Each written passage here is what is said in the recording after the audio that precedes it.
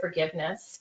This series is produced by the Boulder Small Business Development Center to support businesses in Boulder County as well as the rest of the state through our TechSource program. And we are one of 15 SBDCs in Colorado. Our center is hosted by the City of Boulder, and we're part of a great group of local, state, and national strategic partners that can help you during these challenging times. If you are located in a different part of Colorado other than Boulder County, like Grand Junction or Aurora or the Springs or Denver, go ahead and go to www.coloradosbdc.org. Jamie's going to repeat that at the end, but coloradosbdc.org, you can find the center closest to you to get support to help you with whatever you need. We're recording this session at 10 a.m. on Wednesday, May 27th. There is always a timestamp on our webinars because things change. They may have even changed since we dialed in at 9:30 to start talking about this. So you just never know, but pay attention to the time. Please note that we have everyone on mute, but I know a lot of you are dialing in with specific questions. So you can go ahead and enter those in the chat, and my co-moderator, Jamie Brandis, is going to be handling the live stream Q&A after Dan and Brian share their thoughts. Also, there's a recording. This is recorded, and we will send you a link to the recording tomorrow, and then you'll be able to listen to everything that we talk about. You can also find it on bouldersbdc.com. All of our webinars are recorded there. And at this time, I want to introduce Dan King and Brian Ormsby. They are both subject matter experts as well as entrepreneurs. So subject matter experts for the Boulder SBDC. They have done an amazing job at helping businesses on their own with their clients, as well as with clients that have come to us for help with their SBA loans and financial assistance. Just know that this is not legal advice. So after this session, you may want to talk to a CPA or a lawyer, or you can also sign up for consulting with one of the Colorado SBDCs to get help, you know, if you're stuck. So I know we have a lot to cover in a short period of time, and I don't want to take anything else away from Dan and Brian. So I'm going to say, thank you so much, and I'm going to turn it over, Dan, and turn it over to you. Good morning. We are in this so much that I think that sometimes we forget where other people are in the learning curve and what they know about what's come out. So I want to take just a minute to recap where we are and what the most recent developments have been.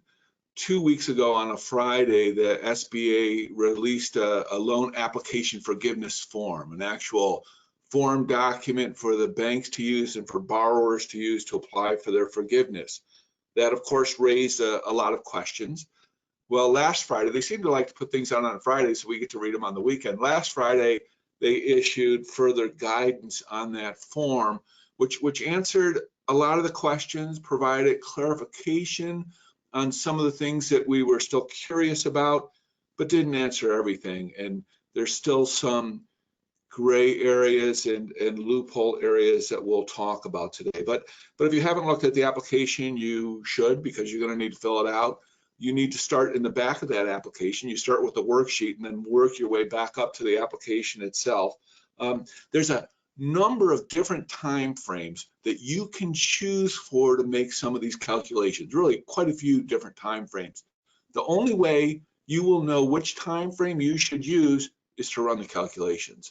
So you're gonna burn the calculator a little bit and have to put together your information in a number of different ways, but you really need to look at every available time frame, figure out what works best for your business in order to maximize your forgiveness. I want to just start, we're just going to public service announcement on the necessity of these loans. I think everyone has seen or did see a lot of press about some large companies getting these loans who maybe didn't really need them. There was a lot of focus on that by Congress and the SBA. I will remind you that in the application, you certified the following: that the uncertainty of current economic conditions makes necessary the loan request to support the ongoing obligations of the business. For most of us, that's going to apply. It's not anything to worry about. The SBA has pretty much specifically said that anyone who got more than $2 million should pretty much expect to be audited. But it doesn't mean you have a get out of jail free card if you got less than $2 million. If you have any concerns about whether your business really met this necessity test, it's good to seek professional advice and make sure you're comfortable that that won't be an issue for you at some point in the future if your file gets pulled. A quick overview. I'm going to start with happy news, and I'm going to put my game show face on, because behind door number one we have happy news. And if you're a business who really lined up well with this PPP program, which means you were able to keep your employees on, you didn't have to do layoffs, you kept everybody working, you pretty much paid everybody the same and maybe a little bit more, guess what? This is really easy to fill out. It's really easy to do the application. It's really easy to apply for forgiveness. And you should get 100% forgiveness if you can open that door number one. If you're a little bit on the edge of that, and maybe you did have some furloughs and it's a little more complicated, then you're under what I'm calling door number two. And you have to be a little more careful on your calculations. There are some safe harbors that the SBA has provided us and some rules that have provided us that can actually assist you in getting full forgiveness, but you have to make sure you apply those rules appropriately and do the math and understand how they work. So there's some help for you there, but you have to know how to use it. If you're an owner employee, a self-employed person, or a partner, the rules are not going to treat you very well. And I'm sorry, that's door number three, and that's the door you're going to have to go through, and we'll give you some advice on that, but it's pretty restrictive how the final rules turned out. Again, door number one's pretty straightforward. You'll need to document well. Everybody's going to need to document well at the end of the day and submit that forgiveness application to their bank with good documentation in good order to make it easy for the bank to review. But doors number 2 and 3, if you're in one of those categories, you're probably going to need some advice like you're going to get on this lesson. You know, if you're going through door number 1, you can probably just go fill out the application and you're done with us today. So moving on, I'm going to let Brian start getting into some of the specifics, and we'll go back and forth on some of those things, and we'll take questions at the end. Thanks, Dan. Yeah, so one of the questions that we had gotten several times in the past that they finally had some clarification on is how is your payroll being calculated during the 8-week period? So what they did is they kind of opened up 2 different avenues here. One is called the alternative covered period, where what you do is, and I'm going to just use some arbitrary dates. Let's say that you received your money on the 1st of May, but your regular pay cycle runs you know, where you get paid on the 10th of May for, you know, a bi-weekly period. And then you get paid 2 weeks after that. So the alternative covered period gives you the ability to line up your reporting with your payroll recording period. Now there's a good and a bad to that. The good to that is it makes the calculation very simple. You basically pick pay periods that align up with that and use those. Now, in order to use the alternative covered period, you have to be bi-weekly or more frequent. So if you're paying semi-monthly or monthly, it doesn't apply to you. But if you're paying every 2 weeks or every week or some cycle like that, then you can use this period and it makes the calculation very simple. However, there was language in the original piece that talked about cost and incurred. And the clarification of that is that you can have cost and incurred. So using the same example, if you got your money on the 1st of May and your pay period was the 10th of May, but that included some payroll or some time that was before the 1st of May, you can use that payroll on the 10th, and then the next payroll and the next payroll, and then when the 8 weeks expires, if there is time that accrues up until the 8-week day, you can include that too. So depending on how the timing hits, you could actually have up to 10 weeks of pay that's cost and incurred that you can include. So if you took the alternative covered period, you wouldn't get afforded that 10-week period. So with that, be really careful on how you want to calculate that. One, alternative covered period, if you're biweekly or more frequent, is very simple. And if that gets you what you need for forgiveness, then great. But if you're going to need maybe an extra pay period or something like that in order to hit the numbers, then maybe you should consider using both cost or paid and incurred during that. Okay, so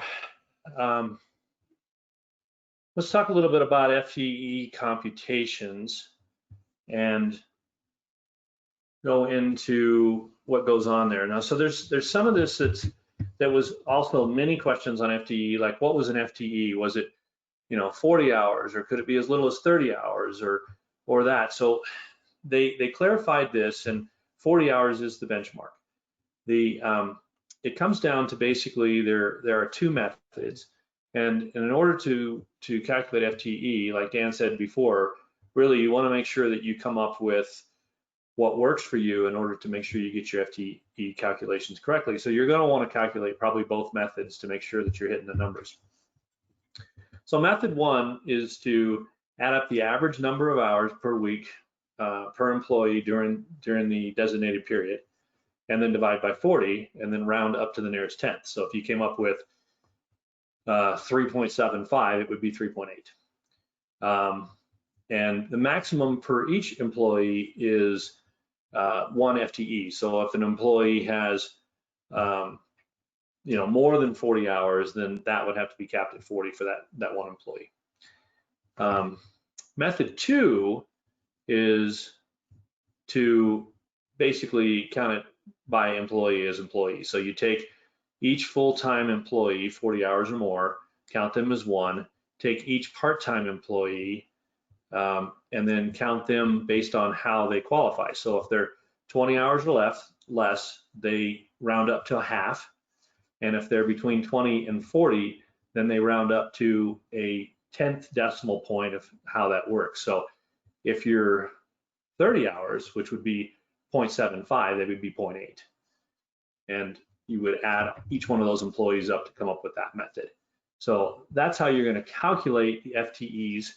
There's some more information about how that works out in getting your FTE forgiveness portion. So we look at how we calculate the FTEs, and then we have to figure out how are we going to compare that FTE and whether that's going to end up being a penalty or a reduction in your calculation. And so this really hasn't changed, although there has been added, as Dan mentioned, a door number 2 option, so a safe harbor option. So as it was before, there's 2 periods you can choose from.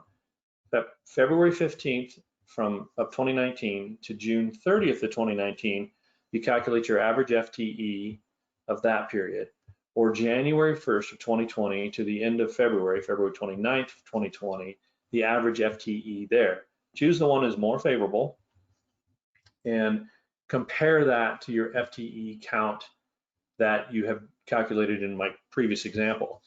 If your FTEs are equal or greater, fine, you can move on. If they're not, then we have to look at this safe harbor and see if that helps you. One of the things I also want to point out is that if you're a seasonal business for this base period, you can pick any 12-week period between May 1st last year to September 15th. So you're going to want to go through, if the FTEs is an issue for you, and pick the most favorable 12-week period and come up with the lowest base FTE. Again, remember that what we're trying to do is compare last year's FTE to this year and make sure that the number now is higher, greater, or equal to. So I'm going to get into safe harbor in a minute, but I'm not going to get into safe harbor because I'm going to let Dan cover that. And I'll just turn it over to Dan now. If there's anything I missed, I'll let Dan fill it in. Sure. The only thing I would add to when Brian was talking about paid and incurred cost, and specifically in terms of payroll, he was giving good examples of how that works for payroll. But this paid and incurred works for all the other qualifying expenses too. So you could pay more than 3 months of rent, and you could pay more than 3 months of utility, particularly if you're paying in arrears. So if I had back due rent and I paid it in the covered period, I'm going to get to count it all. You may be able to do that for prepayments too. There's some lack of clarity on that. The language specifically says you cannot prepay interest, but it specifically doesn't say you can't prepay the other ones, and it seems like they would have. So, but certainly paying things in arrears, you can get more than 2 months of rent in your calculations if you pay it in the covered period and you need that, and utilities as well. Moving now to the safe harbor, you know, there's so many different time frames here that I kind of pity anybody out there who's trying to write all these down. They're in the document. I think the point to make here is you have to go back and do these calculations for every time frame you're allowed to do them in to figure out what's going to work best for your situation. So there's a lot of different computations, and then you get to choose. Once you choose, you have to be consistent, but you get to choose. So let's say for Brian was telling us the FTE calculation, and if your FTE quotient comes out to less than 75%, you're not going to get 100% forgiveness. That's part of the rules. But they've given you a safe harbor. And the safe harbor is basically if you return your FTEs to their historic count by June 30th, you're gonna get a safe harbor, and you're gonna be able to get 100% forgiveness in terms of this calculation. However, they throw in another calculation you have to do to get to that point. I'm tempted to leave that one alone. They're gonna give you 2 different time frames to make another FTE comparison. It's in the documents, you'll have to do that. If you pass that test, you can then say, all right, well, if I can bring everybody back by June 30th, I can get my forgiveness back to 100%. You have to document that you brought your FTE count back to June 30th. And the language is very clearly that your FTE count is back to its historic level on June 30th. Doesn't say anything about July 1st. It doesn't say anything about June 29th. It says June 30th. Now, I think our advice would be, in order to document, you're probably going to want at least one full pay period that includes June 30th, so that you can show your calculation of FTE for that pay period and give that to your bank as document that, yes, on June 30th, I was back to my full historic employment. But after that pay period, all bets are off. And if your FTE count goes down again, you passed the test, you cleared the hurdle, and you can take that safe harbor. There's an additional safe harbor here. And basically this safe harbor revolves around the theory that the business shouldn't be penalized for actions of the employee that impacts the business FTE count. And what that means is, I think we all heard this one before, if I offer to rehire somebody who I've had to lay somebody off, I offer to rehire them. If they refuse to take that rehire, I can count them in my FTE count. Now, I have to document it, and I have to report them to the unemployment division that they've refused to rehire. And it specifically says that you have to document that you report it to the unemployment office that they've refused to rehire. So we call that the NARC rule. You have to NARC them out. But so in addition to this rehire, if they don't take it, there's some other ones. If I fire somebody for cause, and I can document that I had cause to fire them, then I can still count them as an FTE. If someone voluntarily resigns, then I can still count them as an FTE. If I rehire somebody during the period to take that position, I can't count them both. I still only get up with one. I don't get two out of that. But so there's some safe harbors there. If you fail to meet your FTE count because of the actions of the employee, there's some safe harbor rules there for you. Enough on that. Now we're going to go to, so that there's a couple different windows where you can get dinged and get lesson forgiveness, and we've just talked about the FTE one. The next one is this whole calculation of salary and wage reductions for an individual employee. And so I'm going to let Brian talk about that hurdle you have to clear. Thanks, Dan. Yeah, so this one, it gets pretty much in the weeds here. And when you're going through your application, and as Dan said in the beginning, you start basically in the back of the application and start filling out the forms, and then that will fill out the front of the application. So part of this is that you're going to put in each employee, and you're going to put in what their wage is. And if their reduction in wage, a salaried employee, if their reduction in wage is greater than 25% or 75% or less of their original wage, then there is a chance that your forgiveness could be reduced. If it's not, then this is all moot to you. If all of your people are making at least 75% of what they were making in your base period, you're going to be fine. So how do you calculate that in real terms is actually fairly simple, but there are lots of ways to kind of get out of this and ways around loopholes in this system. So initially, you look at the calculations, it's very simple, and I'm going to use numbers that are easy to calculate. So let's say we had somebody who made $100,000 last year, and now you're paying them $74,000. Then that is 74%, and they would be subject to potentially a reduction. If they were making $76,000, they would not be subject to the reduction, and you move on.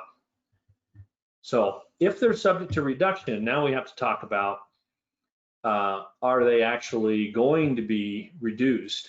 And is there anything we can do to get them out of that?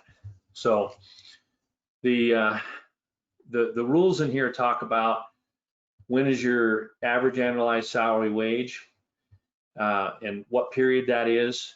What is the salary wage at different snapshots in time?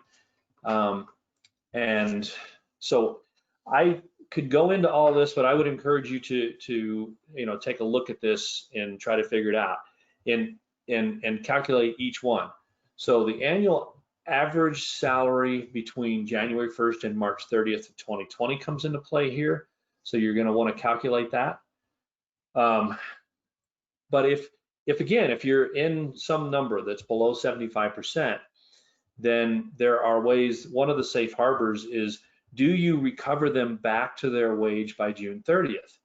This is really important because let's say on June 26th or even on June 30th itself, you restore them, you give them a letter saying you are back to your original wage, and then you start paying them at that wage. According to the guidance we have, that's good. You will not get penalized because you've restored them to the wage and you've documented as such.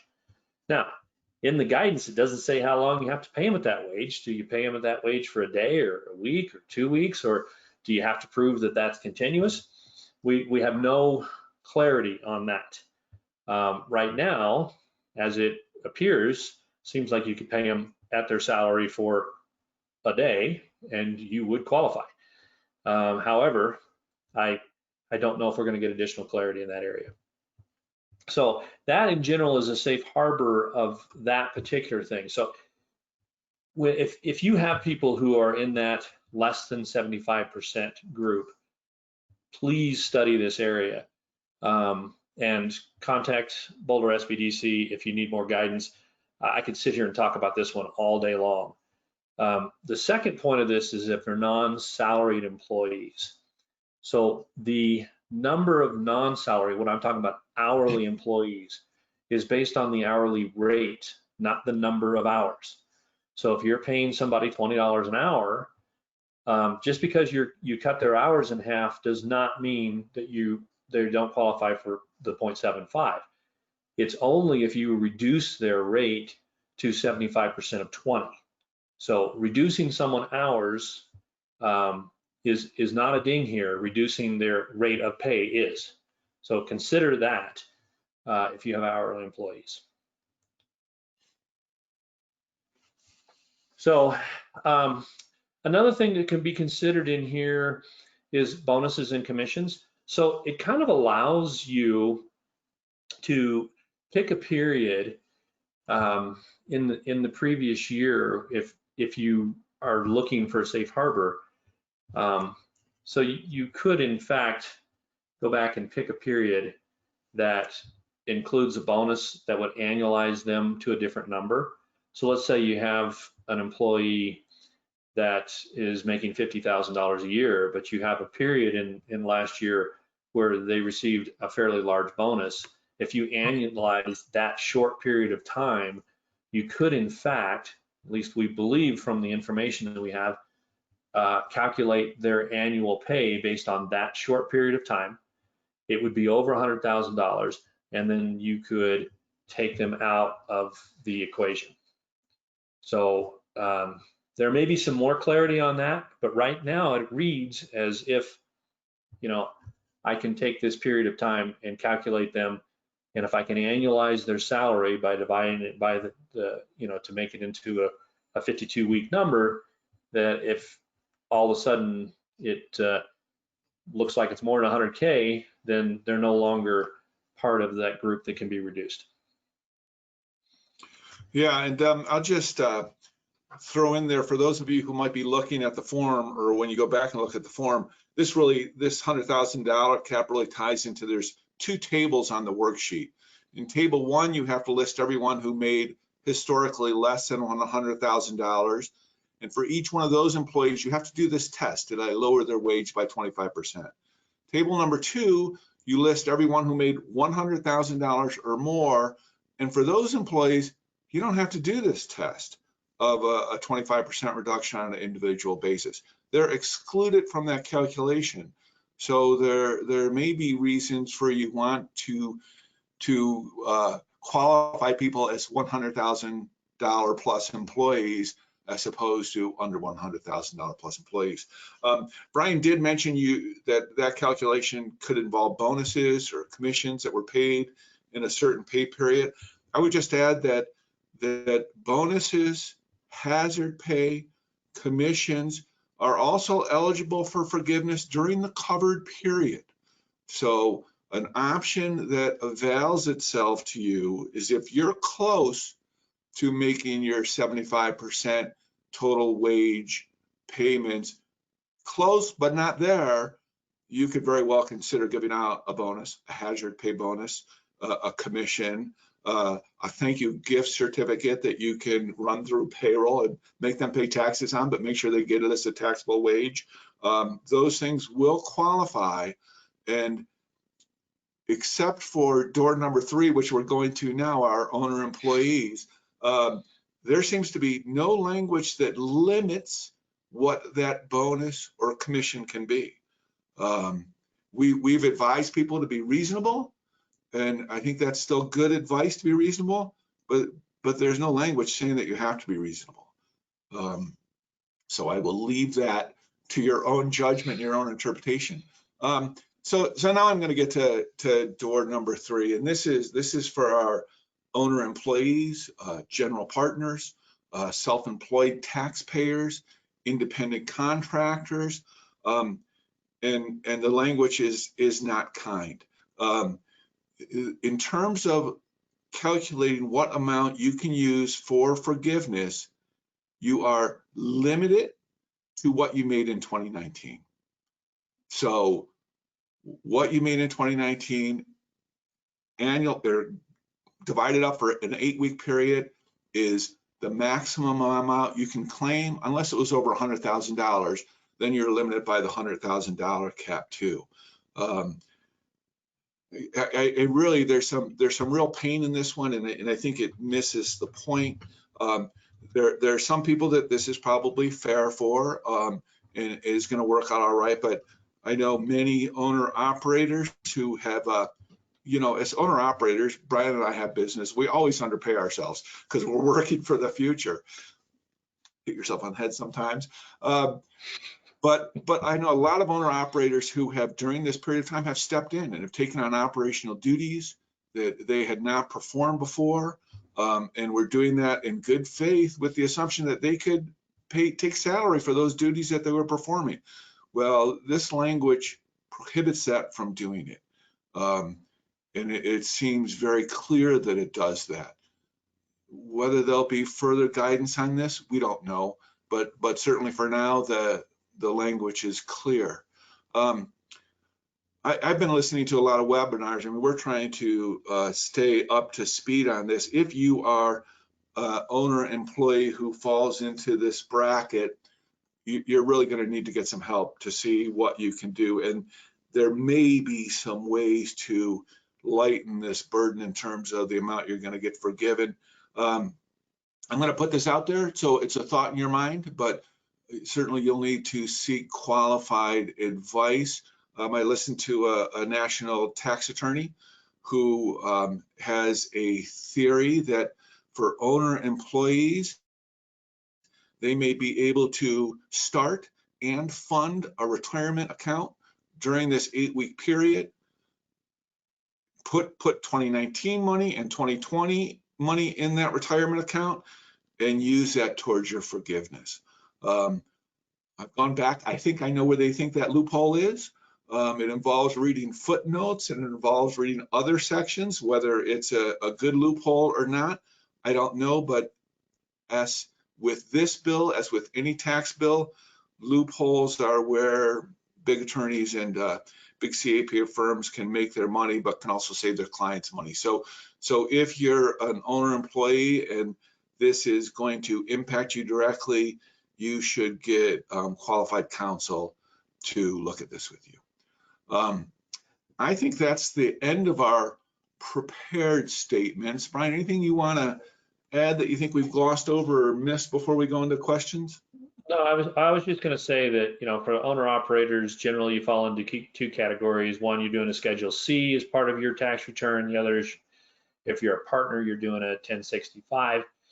And that would be the two types of employees we're most talking about. So the guidance initially said that it would be based on Block 31 on your Schedule C and Block 22 on your 1065, which is basically what your net ordinary income or loss is.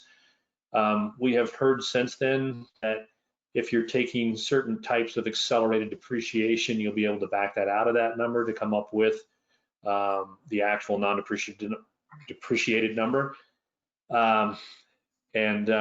But that's what you're looking at. So when you look at your tax forms, look at Block 31 on your Schedule C, or if you're a partner, Block 22 on your 1065. So yeah, that was the last thing I wanted to add. I think we can probably open it up because there's probably a zillion questions out there, and it gives us still about 25 minutes for questions. Great. Thank you both so much. I think this is helping to answer a lot of the questions I'm seeing come in. I think did get answered in the presentation, so there might be a few that I'll just have you reiterate. But I know some people were having some audio issues with the presentation, so I do apologize for anyone who experienced that. I believe they were fixed on our end, so we will have this recorded, and you should be able to hear those sections, I'm hoping, because we could at least hear it on our end. So again, I do apologize if you missed some of that. So let's get to some questions. The first one is asking for more clarification about the and or that you mentioned at the very beginning.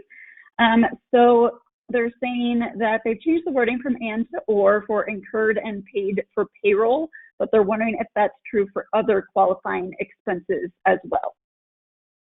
Yes, yeah, it's true for both. So what happens with payroll is if you select the adjusting reporting period, in other words, if you align it with your payroll period, if you're biweekly or more frequent, then payroll would be locked to that period, and you would only be able to use the alternative covered payroll period.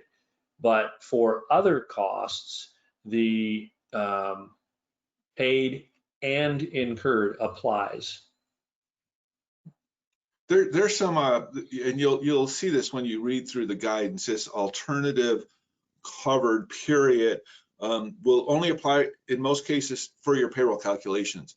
You will still have to honor the original covered period for your other expenses, for your rent, utility. So the form is very clear on when you can use alternative and when you have to use the original definition of covered period. But just to be crystal clear, I have a small business I work with, and we received our money on or about the 7th of May, and I paid my May rent on the 8th, and you know what? That's all going to count because I paid it in the month. So I'm picking up only 7 days in this case. If I had not paid the month before, if I had not paid April and I had paid it in the covered period, I could count that too. Now that might get to a point where people think it's unreasonable, and so if I hadn't paid 6 months, if I was 6 months in arrear on my rent and I paid that all in the covered period, could I count that? The answer is yes. The SBA speaks to why they don't think that's a problem. And the reason they don't think that's a problem is because those expenses are limited to 25% of the total amount of the loan. So they think no matter how many past rents you can pile in there, at some point you're going to be capped because you can only use 25% of the loan for those types of expenses. But the clear definition is it's infinite. If I was a year late in my rent and I paid it all in the covered period, I could count that. But I'm only going to be forgiven up to the point where it reaches that 25% amount of the total loan. Okay, thank you both. So this person is saying that their number of employees changed for them constantly during the last year. So I'm wondering what the FTE would be based on, what prior period, and how are they supposed to prove how many hours the employees used to work? Well, that's a good question. And so there are periods of time where you are allowed to use as your baseline for FTE. And then during those periods of time, it's the average FTE during that time. Now, if you are not keeping time cards or something like that, then you would have to use payroll data in terms of how much you pay somebody to determine FTE. So, it comes down to your base periods, which is February 15th, 2019 to June 30th, 2019. What's your average FTE during that period? What's your average FTE from January 1st, 2020 to February 29th, 2020? Calculate both of those. You use the one that's most favorable. And if you're seasonal, any 12-week period, so it's got to be 12 continuous weeks from May 1st to September 15th, and you can pick any 12 weeks to calculate the FTE during that period. But is the average in those periods would be your base FTE. And let me add a little more detail that may help this person. So let's take the 2-month period. I can choose which base period I want to use. Let's take the 2-month period that's January and February because it's just 2 months. Let's say I had somebody who was working 20 hours a week. Well, if they work that whole 2-month period, they would be half an FTE. Now, let's say they only work exactly half of that period for 20 hours a week. Well, then for the course of that 2 months, they're a quarter of an FTE. So you almost have to calculate their hours worked for the entire length of whatever base period you're picking, then calculate what 40 hours per week for that base period would have been in terms of hour, and that's the division problem that you're going to solve to figure out what percentage of an FTE they were during that time frame.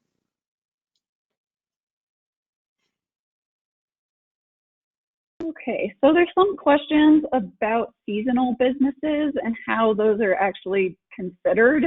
So I don't know if you have more guidance on what would count as a seasonal business. The definition of a seasonal business, I don't know. Yeah, it's the first time I've been asked that question. Yeah, so I don't know the answer. I mean, I'd have to look that up, what a seasonal business is, and I don't know that I remember seeing that. From a calculation standpoint, we know the answer, and from the calculation standpoint, Brian gave you the range, but you can look it up. It's hard to write down, but they changed it when they originally came out. They had a very specific time frame that seasonal businesses had to use for their historic calculation of what their FTEs were. They did change that in one of their guidance, and they changed it to that you can choose any consecutive 12-week period that falls between May 1st of 2019 through September 15th of 2019. And the business gets to choose what 12-week period, consecutive 12-week period during that time frame they want to use to calculate what their FTE count was. So again, this is one where you have to look at the data and choose the 12-week time frame that is most favorable to you. Okay, I'm assuming this one depends on the bank or the lender, but they're asking how many weeks do I have after I use all my PPP money to send my forgiveness documents to my bank? I don't know that I've seen any limitation on when you have to get your information to the bank. Now, we have seen that the banks, once you deliver that information to the banks have 60 days in which to respond to you. And then the SBA has 90 days to tell the bank, yeah, you did it right, and we're going to give you the money back, Mr. Banker. But I haven't seen any specific limitation on how quickly the borrower needs to get that information in. I think our advice in general is going to be getting it as quickly as possible. There's a possibility that if you delay getting that information in, remember your first loan payment is deferred for 6 months. So if you now have, basically 2 months where you had the money to use, and now you're going to wait a period of time before you send that money in, and then the bank is going to have 60 days to make their determination. If you dilly-dally too long, you could end up having to make loan payments. You may get those loan payments back whenever you receive forgiveness, or you may not. So you should do it in an expeditious basis. But most people, that's going to mean a lot of people are going to have to wait till after June 30th anyways, because that's going to be a critical date in their calculations. But I think our advice would be do it as quickly as it makes sense for your business, but as quickly as you can. Yeah, and to also add on to that, it's clear in the guidance that the request for forgiveness starts with the business who received the loan. Now, the banks will probably be prompting people to do that because it's not in their best interest to keep a 1% loan. However, the onus is on the business to request forgiveness. Okay, so this person is saying that the amount of employees that they had put on their application didn't end up being accurate based on what their accountant said. So they had said 68 that they put on their application, but after checking, they found they only have 59. They're wondering if they need to amend the application, and if so, how they could do that. Yeah, good news there, I think. I think they're in a large boat with a lot of other people. Nobody really knew what the definition was of an FTE at the time of that application, and people answered it in wildly different manners. Now, there is a point, I think, on this loan application where you have to put that number down, but it's not used in any of the calculations. You now get to go back and accurately calculate what your FTE were according to the rules as published during the time frame that you pick as your base period. So you can pretty much forget about that number. It's not going to impact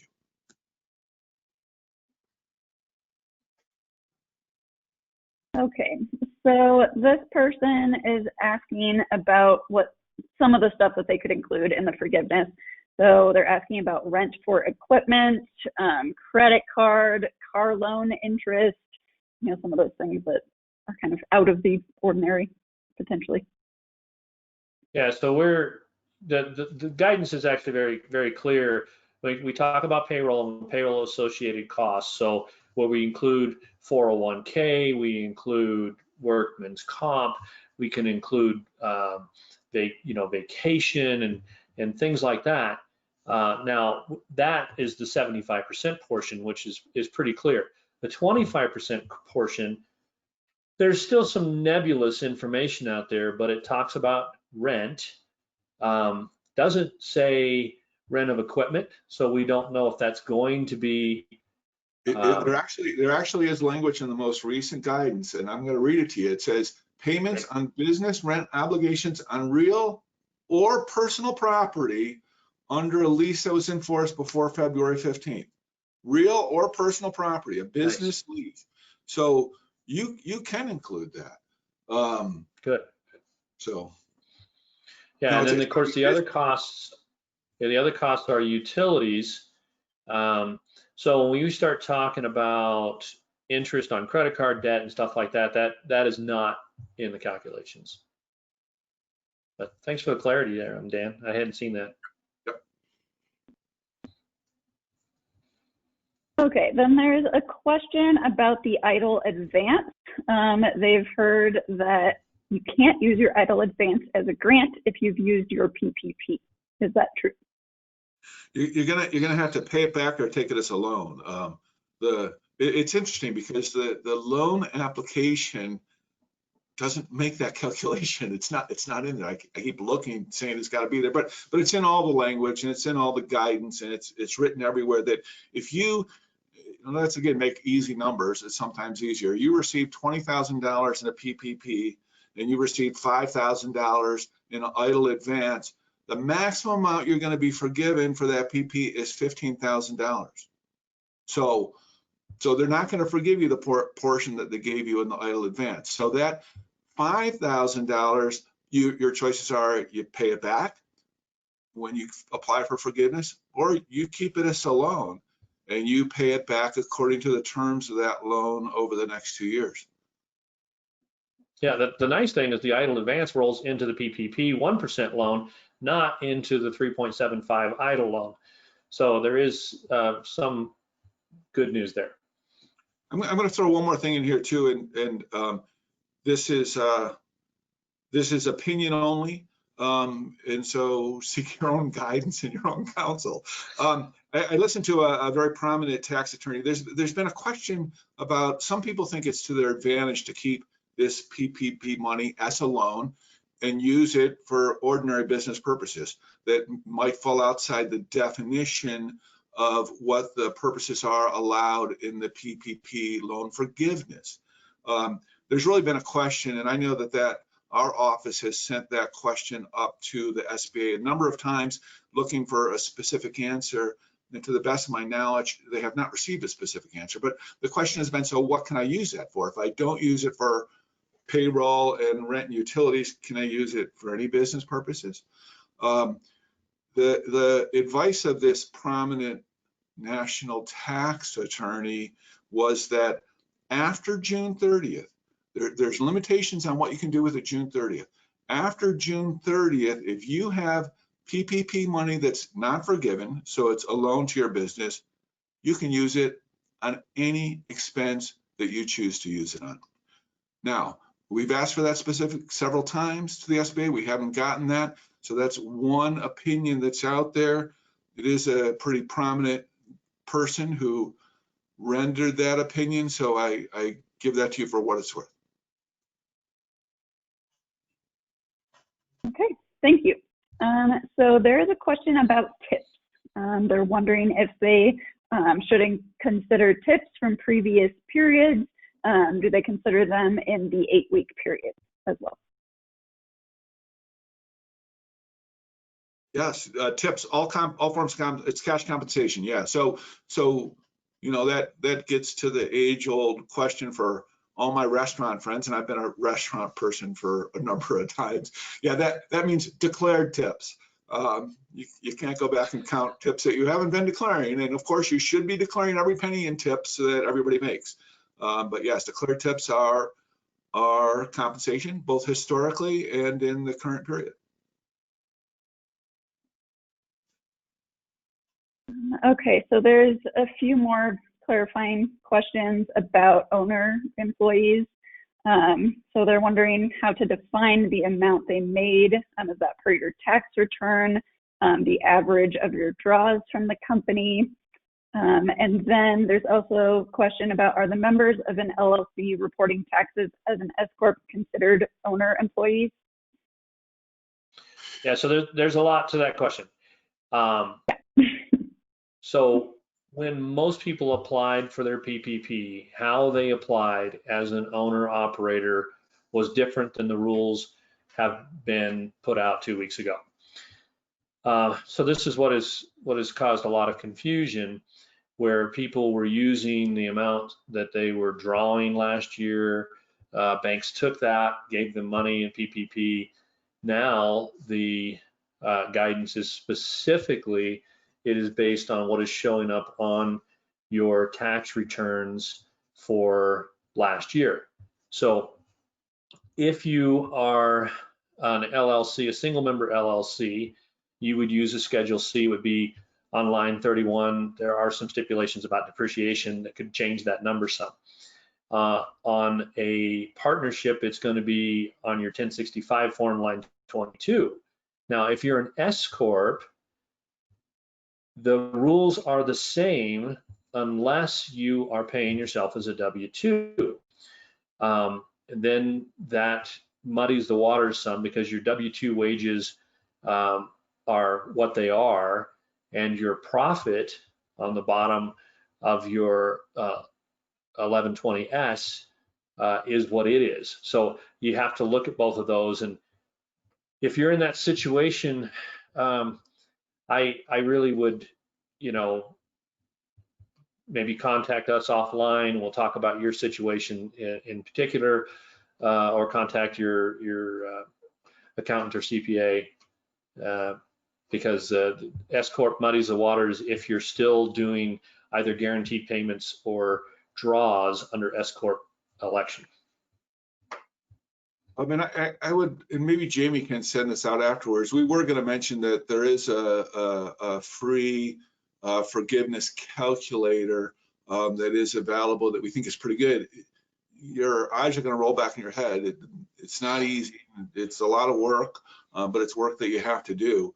But we can make that available. I mean, the language that Brian and I are referring to is all public information too. We can share that link with you, and there is very specific language on exactly how and what document Schedule C filers and general partners have to use. And we'll share we'll share the link on the document, but if you want to write this down, I'll save you some time searching for it. It's on page 11 and it's item 3C. Page 11, item 3C of the document that we'll share a link to. Great, thank you. I put it in the chat bar as well, and we will include the link in the follow-up email tomorrow. Okay, so some people are wondering about what they can prepay. So one person is asking about health insurance benefits. One is asking about vacation and sick leave. I guess, any thoughts on that? Yeah, we do it, but I'm pulling up my notes here because there's still some confusion.